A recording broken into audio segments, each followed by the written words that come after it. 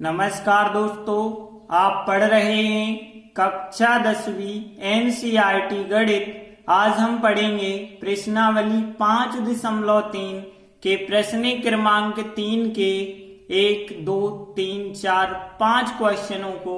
तो ध्यान से समझना। तो देखिए, समांतर श्रेणी के बारे में हम क्या क्या पढ़ चुके हैं। समांतर श्रेणी को हम अरिथमेटिक प्रोग्रेशन कहते हैं। इस वजह से इसे एपी के द्वारा दर्शाया जाता है और इसका एनवा पद कहें या अंतिम पद कहें, फार्मूला क्या होता है a plus n minus 1 into d. दोनों का अंतिम पद का कह दें या एनवा पद का कह दें। इसके बाद देखिए, हमने क्या पढ़ा था कि समांतर श्रेणी के एन पदों का योगफल निकालना है। तो योगफल के दो फार्मूले हैं, एस एन बराबर एन बटे 2 2a plus n minus 1 into d और एस एन बराबर एन बटे 2 a प्लस एल। दोनों में क्या अंतर है? यदि आपके पास अंतिम पद एल है तो ये वाला फार्मूला आप योगफल में लगाएं, एल नहीं है तो फिर ये वाला लगा दें। तो लेते हैं तीसरा प्रश्न है, एक समांतर श्रेणी में। अब देखिए, तीसरे का पहला क्या है, एक समांतर श्रेणी में a का मान 5 और d का मान 3, एनवा पद जो है an बराबर 50 है। तो n और Sn ज्ञात कीजिए। Sn मतलब n पद का योगफल कहलाता है Sn। तो देखिए, यहाँ क्या क्या हमें दिया गया है। a का मान मतलब प्रथम पद जो है 5 है, d का मान कितना है 3 है और एनवा पद कितना है, यहाँ पे एनवा पद जो है an बराबर 50 दिया गया है। अब देखिए, यहाँ पे हमें n और Sn ज्ञात करना है। ऐसे सवालों में आप ध्यान रखें, जो चीज हमें दी जाती है उसी का फार्मूला लगा दें। तो an बराबर हमें 50 दिया गया है, इसीलिए हम इस an का ही फार्मूला लगाएंगे, a plus n minus 1 into d और बराबर 50 है तो 50 लिखेंगे और आगे फिर सॉल्व करेंगे। तो देखिए, a का मान है 5 प्लस n माइनस 1। अब n का मान तो हमें पता नहीं है और d का मान 3 है तो 3 रख दो, बराबर है 50 के। अब इस 5 का पक्षांतर कर दें तो n माइनस 1 इंटू 3 बराबर 50। 5 का पक्षांतर करोगे तो 5 हो जाएगा माइनस का। अब देखिए, यहाँ पे 5 को जब आप घटा लोगे तो कितना आ गया, 45 आ गया। n माइनस 1 और इंटू जो 3 था वो 3 हम बटे में ले आते हैं। अब देखिए, 45 बटे 3 मतलब 3 का भाग 45 में करेंगे तो 15 × 45 15 आ जाएगा। n माइनस 1 का मान 15 आया तो n बराबर कितना हो गया, 15 और माइनस का 1 प्लस 1 हो जाएगा। तो n बराबर फिर कितना आ गया, यहाँ पे 15 और 1 16 आ गया। तो n का मान हो गया 16। तो देखिए, हमें n ज्ञात करना था, n का मान तो हो गया है 16। अब देखिए, हमें Sn निकालना है। Sn के हमने दो फार्मूले आपको बताए थे। तो यहाँ पे आप दोनों में से कोई भी फार्मूला लगा सकते हैं। क्यों लगा सकते हैं? क्योंकि an बराबर 50 है, एनवा पद 50 है, एनवे पद को ही तो हम अंतिम पद कहते हैं। तो यहाँ अंतिम पद हमें पता है, इस वजह से l वाला फार्मूला लगा दें। तो इसलिए हमने योगफल का फार्मूला लगाया n बटे 2 a प्लस एल। अब n का मान कितना है, 16 है तो 16 बटे 2। a का मान कितना है, 5 है तो 5 लिखा और फिर l क्या है, तो एनवा पद ही l कहलाता है। तो l का मान हो गया यहाँ पे 50। अब देखिए, यहाँ पे 16 बटे 2 कितना हो जाएगा, 8 और 50 और 5 कितने हो जाएंगे, यहाँ पे 55 हो जाएंगे। यहाँ आप गुणा लगा सकते हैं, क्योंकि कोष्टक लगा होता है तो गुणा माना जाता है। अब 8 और 55 का यदि आप गुणा करेंगे तो 440 हमारा आंसर हो जाएगा। अतः हम लिख देंगे, इस समांतर श्रेणी में n बराबर 16 हो गया और Sn बराबर 440 हो गया। इस प्रकार से प्रश्न 3 का पहला सवाल कंप्लीट हुआ। इसके बाद सेकंड सवाल देखिए, यहाँ पे a बराबर 7 और 13वां पद 35 दिया है। हमें d का मान सारवंतर ज्ञात करना है और 13 पद का योगफल ज्ञात करना है। तो देखिए यहाँ पे हमें क्या क्या दिया गया है, a का मान 7 है और फिर 13वां पद जो है कितने के बराबर है, 35 के बराबर है। d और s 13 हमें ज्ञात करना है। तो हमने बताया ना, जो चीज हमें दी जाती है उसी का फार्मूला लगा दे। तो इसीलिए हमें देखिए 13वां पद 35 दिया है, तो 13वें पद का फार्मूला लगा दें। 13वें पद का आपको पता होगा a प्लस इससे एक कम d मतलब 12d होगा। तो यहाँ पे 35 के बराबर लिखा, 13वें पद का फार्मूला a प्लस 12d बराबर 35। अब a का मान है यहाँ 7 प्लस और 12 लिखा और d लिखा बराबर यहाँ 35 दिया गया है। अब देखिए यहाँ 12d बराबर हो जाएगा 35, 7 का पक्षांतर कर लो तो 7 हो गए माइनस के। अब यहाँ पे 12d बराबर 7 को घटा दीजिए तो कितने आ गए, यहाँ पे 28 आ गए। और फिर d बराबर देखें तो 28 और 12 जो गुणा में है वो बटे में आ जाएंगे। तो यहाँ पे d बराबर 28 बटे 12, इसे आप काट सकते हैं 4 से, तो 4 साते 28 और 4 तेरी 12। तो यहाँ पे d का मान कितना आ गया, 7 बटे 3। अब हमसे d का मान जो पूछा गया था वो हो गया 7 बटे 3। अब s 13 और पूछा गया है। तो योगफल ज्ञात करने के हमारे पास 2 फार्मूले हैं। यहाँ पे आप दोनों में से कोई भी फार्मूला लगा सकते हैं। अब देखिए यहाँ पे जब हमें s 13 ज्ञात करना है मतलब 13 पद का योगफल, तो फिर अंतिम पद 13वां पद कहलाएगा। तो अंतिम पद हमें पहले से दिया गया है, तो अंतिम पद वाला फार्मूला लगा दें कि s n बराबर n बटे 2 a प्लस l, ये वाला हमने फार्मूला यहाँ पे लगाया। अब देखिए n का मान कितना दिया गया है, हमें s 13 ज्ञात करना है तो n 13 रखेंगे। तो फिर n का मान 13 रखा जाएगा, तभी तो s 13 हम ज्ञात कर पाएंगे। और यहाँ पे n की जगह 13 बटे 2। अब a मतलब प्रथम पद कितना है, हमारे पास 7 है, तो हमने 7 लिखा। अब l का मतलब है अंतिम पद और 13 पद का योगफल निकाल रहे हैं। तो l जो कहलाएगा वो 13वां पद कहलाएगा।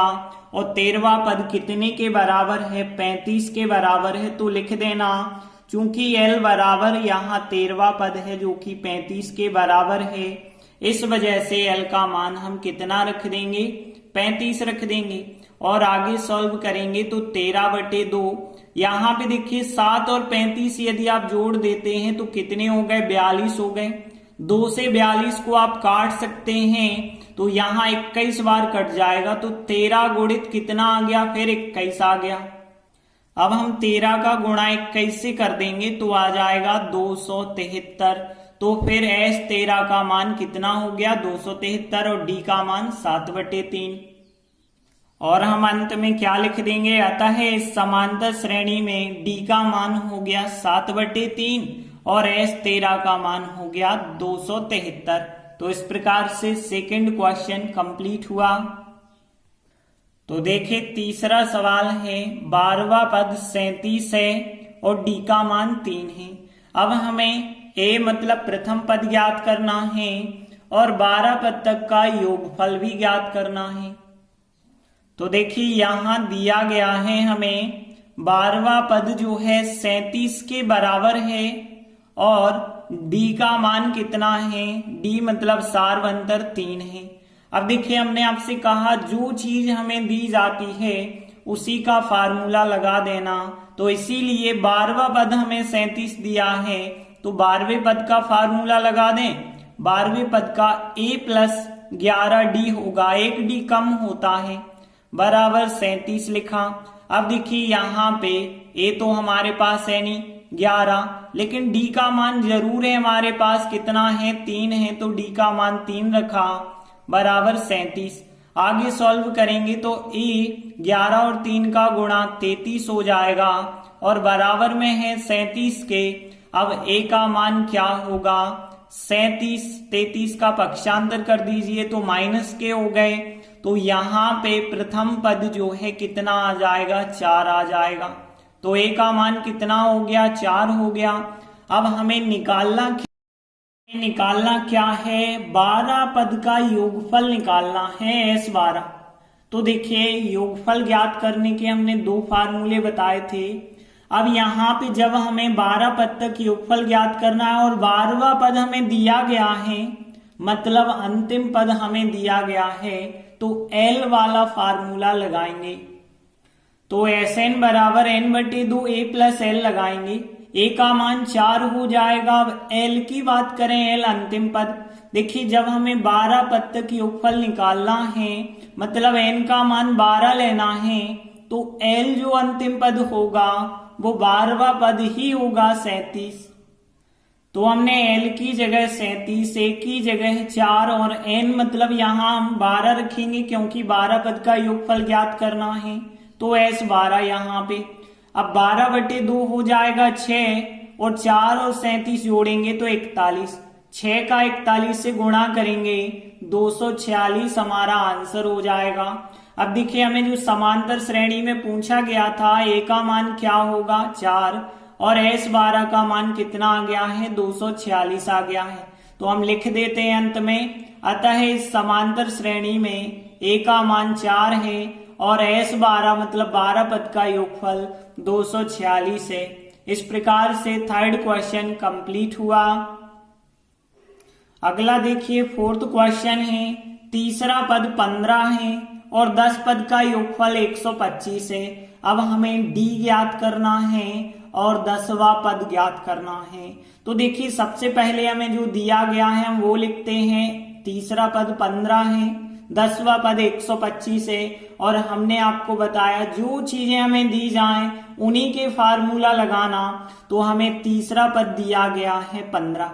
अब तीसरे पद का फार्मूला लगा देंगे। तो तीसरे पद का फार्मूला क्या होता है, a प्लस 2d बराबर 15। अब यहाँ हमारे पास a और d के मान तो है नहीं के रख दें, तो इसको हमने समीकरण 1 नाम दे दिया। अब आगे देखिए s 10 का मान 125 के बराबर है। अब देखिए s के तो 2 फार्मूले होते हैं योगफल के, यहाँ कौन सा फार्मूला हम लगाएंगे। तो देखिए यहाँ भी यदि हम देखें तो अंतिम पद तो हमें पता नहीं है, तो फिर अंतिम पद वाला फार्मूला हम नहीं लगा सकते। फिर हम फार्मूला कौन सा लगाएंगे, Sn बराबर n/2 2a plus n-1 into d और फिर बराबर में 125 ही लिखेंगे। तो यहाँ ध्यान रखेंगे इस फार्मूले में 10 जो होगा वो n का मान होगा। तो फिर हम फार्मूला लगाते हैं। तो यहाँ होता है n/2, n/2 मतलब n का मान 10, तो 10/2 2a प्लस n-1, n की जगह 10-1 इंटू डी बराबर में 125 लिखेंगे। अब देखिए 10/2 का मतलब हो जाएगा 5, 10 में से 1 घटाएंगे 9d और 5 गुणा में गुणा वाली संख्या आप बटे में ले जाइए। तो यहाँ पे 125/5 आ जाएगा। 5 का भाग 125 में यदि हम करेंगे तो 25 आ जाएगा। तो 2a प्लस 9d बराबर 25। इसे हमने समीकरण 2 बना दिया। अब देखिए यहाँ समीकरण 1 और समीकरण 2 बन गए हैं। इनको हल करके हमें a और d का मान ज्ञात करना पड़ेगा। तो इन दोनों समीकरणों को हम किसी भी विधि से हल कर सकते हैं, प्रतिस्थापन, विलोपन, वज्रगुणन विधि। तो देखिए ज्यादातर हम विलोपन विधि का प्रयोग करते हैं ऐसे सवालों में, लेकिन यहाँ विलोपन विधि में इनके गुणांक समान होना जरूरी होता है। यहाँ गुणांक तो समान है नहीं, इस वजह से हम यहाँ प्रतिस्थापन विधि लगा के आपको बता दे रहे। प्रतिस्थापन विधि में हम क्या करते हैं कि 2 में से हम कोई एक समीकरण लेते हैं। जैसे हम पहला समीकरण ले लेते हैं और इससे a का मान निकालेंगे। तो a का मान कितना आएगा, 2d का पक्षांतर बस हमें करना होगा। तो समीकरण 1 से a बराबर 15 - 2d आएगा। समीकरण 1 से हमने ये चीज निकाली है, तो इसको अब हम समीकरण 2 में रख देंगे। तो यहाँ पे 2 एक ही जगह पे इतना मान प्लस 9d बराबर 25। तो हमने 2 a की जगह ये मान प्लस 9d बराबर 25। 2 का 15 से गुणा 30, 2 का 2 से गुणा 4d, 9d बराबर 25। और आगे यदि हम सॉल्व करेंगे तो 4d माइनस के प्लस के 9d है, मतलब 5d बच जाएंगे, तो 5d और 30 का इस तरफ पक्षांतर तो माइनस के 30 हो गए। 25 में से 30 को यदि हम घटाते हैं तो माइनस का 5 आ गया, और फिर अगले स्टेप में 5 यहाँ पे बटे में आ जाएगा, 5 बटे 5 बन जाएगा 1, और यहाँ माइनस चिन्ह है तो माइनस 1 बन गया। तो d का मान कितना आ गया, -1। अब हम d का मान यहां जाके रखेंगे तब हमें a का मान मिलेगा, और a का मान हमें जरूरी भी है क्योंकि हमें 10वां पद निकालना है, और 10वां पद a प्लस 9d होता है जब तक a का मान नहीं होगा। तो 10वां पद तो हम निकाल ही नहीं पाएंगे, इस वजह से d का मान यहां पे रखेंगे 15, 2d की जगह -1। तो यहाँ पे 15 लिखा, 2 लिखा, d की जगह -1, -1 को -2 का गुणा +2, 15 और 2 17 हो जाएगा a का मान। अब देखिए प्रश्न में कहा गया है d का मान ज्ञात कीजिए, d का मान -1 आ गया। 10वां पद ज्ञात कीजिए, अतः 10वां पद क्या होगा, a प्लस 9d, a का मान 17 आया है, फिर 9d का मान -1, तो माइनस के 9, 17 में से 9 घटाए 8, तो देखिए 10वां पद आ गया 8, और सारवंतर d का मान -1 आ गया। हम लिख देंगे, अतः इस समांतर श्रेणी में d का मान -1 और 10वां पद 8 है। इस प्रकार से चौथा सवाल कंप्लीट हुआ। अगला 5वां सवाल है, d का मान 5 दिया गया है और 9 पद का योगफल 75 दिया गया है। हमें a का मान ज्ञात करना है और 9वां पद ज्ञात करना है। तो देखिए हमें जो चीज दी जाती है हम उन्हीं के फार्मूले लगाते हैं। तो ध्यान देना, यहाँ पे d का मान 5 है। अब d का मान 5 है, d का तो कोई फार्मूला नहीं होता। 9 पद का योगफल है 75, तो यहाँ पे s का फार्मूला जरूर होता है और s के 2 फार्मूले होते हैं। अब अंतिम पद तो हमें पहले से पता नहीं है, तो अंतिम पद वाला हम फार्मूला नहीं लगा पाएंगे। हम ये वाला फार्मूला लगा पाएंगे, n/2 2a plus n-1 into D. n का मान यहाँ 9 रखा जाएगा, तो 9/2, और फिर यहाँ पे 2a प्लस n-1, n की जगह पे कितना रखने वाले हैं 9, तो 9 - 1, और इंटू d का मान कितना है यहाँ पे 5 है, तो 5 लिखा, और बराबर में कितना है 75 है। अब देखिए आगे सॉल्व करेंगे। अब 9/2 तो यहाँ पे कट नहीं रहे हैं, तो 9/2 नहीं कटेंगे, तो इनको अभी हमने वैसे ही लिखा है। अब देखिए यहाँ पे 2a, 9 में से 1 घटाया 8, और 8 का गुणा 5 से होगा, तो 8 पंचे 40 हो जाएंगे, और यहाँ पे 75 हमने वैसे ही लिखे। अब आगे ध्यान देना, 9/2 का हम 2a से गुणा करेंगे, तो यहाँ पे 2 से 2 कट जाएगा, 9a आ जाएंगे, और फिर प्लस 9/2 का 40 से गुणा भी करना होगा, तो यहाँ 2 से 40 20 बार कटेंगे, लेकिन 20 का 9 से गुणा हो जाएगा, तो 180 आ जाएगा। तो यहाँ ध्यान से गुणा करना, 9/2 का 2a से 2 कट जाएंगे, 9a, 9/2 का 40 से करेंगे, 2 से 20 बार कटे होंगे, 20 का 9 से गुणा 180, 75 के 75 हमने लिखे। अब देखिए यहाँ से 9a बराबर होगा 75 माइनस का 180, और यहाँ पे 9a बराबर माइनस के बचे होंगे कितने 105, क्योंकि 75 माइनस 180 माइनस की संख्या ज्यादा है, माइनस के बच जाएंगे। a बराबर आएगा माइनस के 105 और बटे में 9 आ जाएंगे। अब देखिए 9 का भाग तो नहीं जाता 105 में, लेकिन 3 से कट सकता है, तो 3 से हम काट देते हैं। 35 तिया 105 और 3 तिरका 9, तो फिर a का मान जो होगा माइनस का 35/3 हो गया a का मान। तो हमें a का मान चाहिए था, ये आ गया। अब हमें 9वां पद चाहिए, तो इसीलिए A9 बराबर 9वां पद का फार्मूला क्या होगा, A प्लस 1 कम D मतलब 8D होगा। A का मान माइनस का 35/3 होगा यहाँ पे, फिर 8 और D का मान कितना है हमारे पास 5 है, तो D का मान हमने यहाँ पे 5 रख दिया। अब यहाँ माइनस के 35/3, 8 और 5 का गुणा किया तो 40। अब हम 40 के बटे 1 कर लेते हैं, फिर हम इनका एलसीएम लेते हैं तो 3 आएगा एलसीएम। 3 का 3 में एक बार भाग, 1 का -35 से -35 प्लस 1 का 3 में 3 बार, 3 का 40 से गुणा किया 120। अब यहाँ पे देखा जाए माइनस के 35 प्लस के 120 हैं तो घटा देंगे 120 में से 35, तो यहाँ 85 बचा होगा बटे 3, तो ये हो गया हमारा 9वां पद। अतः इस समांतर श्रेणी में A का मान -35/3 और 9वां पद 85/3 है। इस प्रकार से 5वां सवाल भी कंप्लीट हुआ। धन्यवाद।